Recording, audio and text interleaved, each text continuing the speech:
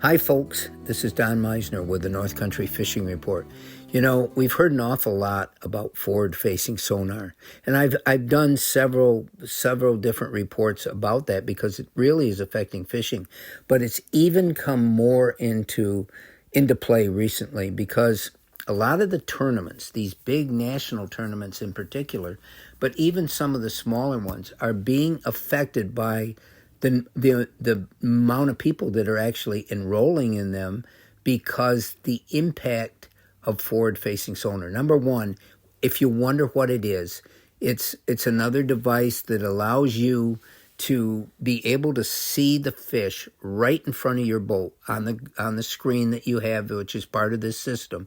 Sends out a signal, it bounces off them, it comes back to you, and you can tell exactly where that fish is, how big it is. So a lot of anglers now, they don't even cast until they see something that looks big.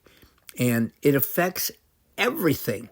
If you don't have the money to put this into your boat and you're fishing against somebody else, you can't compete. They have such a huge advantage over you. Well, then if you're a co-angler, which means you don't have the boat, you're fishing with one of the pros.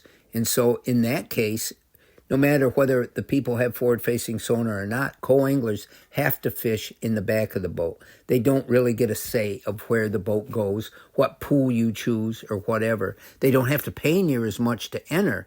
But still, now with forward-facing sonar, if the boat is pointed in that certain direction where they see the fish, and they're not stopping until they see something, for the co-angler who's in the back of the boat, facing the opposite direction, they could be just fishing empty water all the time. They don't have a say, and they're not allowed to cast forward into that range.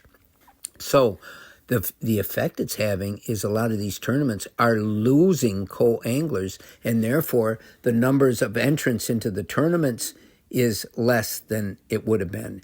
And it's all about money. It's all about money to the tournament organizations and also the tournament anglers that get a chance to compete. The higher the prize money is, the more people are going to try to get in on that tournament. Now, it also affects us because a lot of the manufacturers now are making lures that apply to forward-facing sonar. It's a fad, it's a phase that is so hot right now that you'll see the lures great for forward-facing sonar. Now, what does that mean?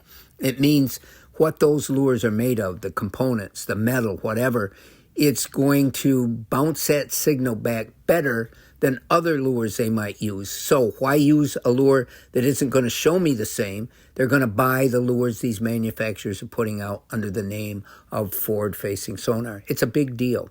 And a lot of people are up in arms about it. A lot of guys that fish tournaments here locally do not want to compete against those that have this device because they just can't.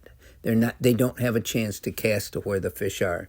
And it's something we should be aware of. I think, a lot of the tournament organizations are actually debating within themselves as to whether they'll outlaw this or not because it might affect the well-being of the future of these tournaments. Something to think about. Until next time, folks, this is Don Meissner with the North Country Fishing Report.